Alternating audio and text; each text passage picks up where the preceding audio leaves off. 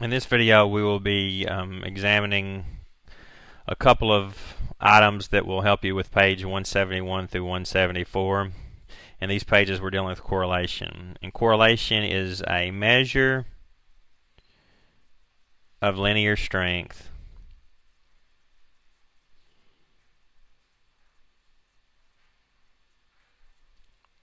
of bivariate two-variable, that's x, y data. Alright, and correlation, the variable we use to represent it is R.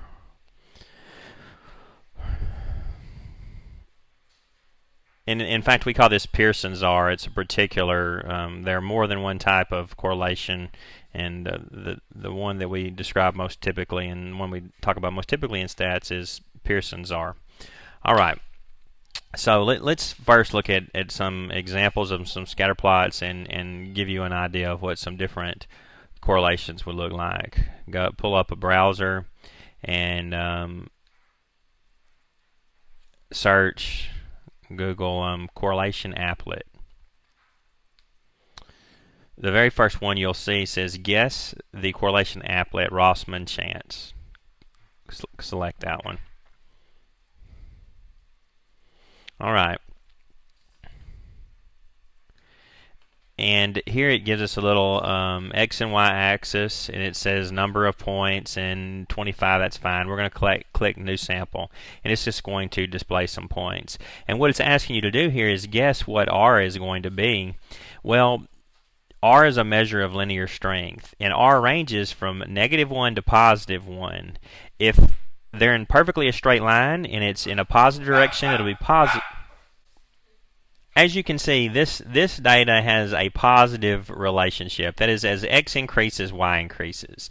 The question is, how tight together are these points about some line if we were to draw it through here? Well, they're fairly tightly grouped, so this is going to be an R relatively close to 1. I'm going to guess 0.6. Probably more than that. Check guess. 0.726, that's R here. New sample.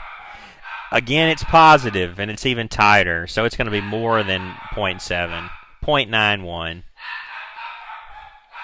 This time they're more of a shotgun blast, but if you look, you can see a slight positive trend. It's going to be slightly more than 0, maybe 0.2. 0.294. Here, this is a negative one. Okay, fairly tight, maybe negative 0.6. Negative 0.428. I'm going to just keep clicking through these. That's going to be one that's closer to 0. 0.03, very close to 0. Let's see if I can find one that's really strong. Very strong positive. This is going to be very close to +1. 0.978. Let's find a very strong negative.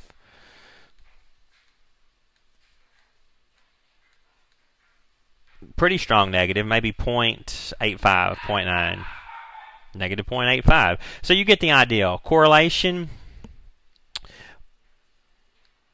R will always be from -1 if it's perfectly linear negative to +1 if it's perfectly linear positive. Alright.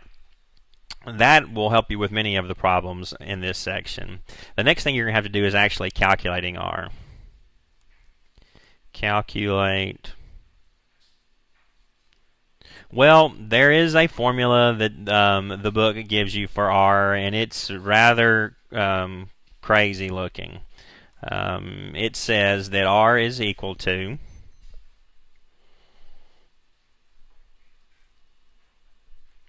the sum of the z-scores for the x times the corresponding z-score for a y divided by 1 less than the sample size. In practice, we won't use this formula. We will simply use technology. To calculate R, we're going to use some sort of technology. A good graphing calculator will do it. Get the dog. Get the dog.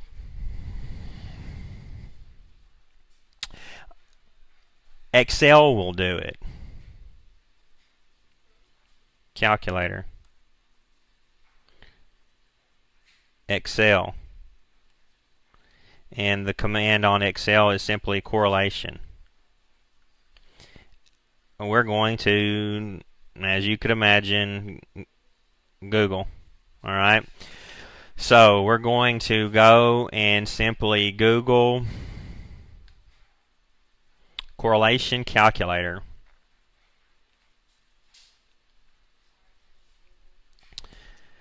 And the first one says Pearson correlation coefficient calculator. And then you can just click here where it says take me to calculator. You can enter in the X values and the Y values, and it will indeed spit out some value for R.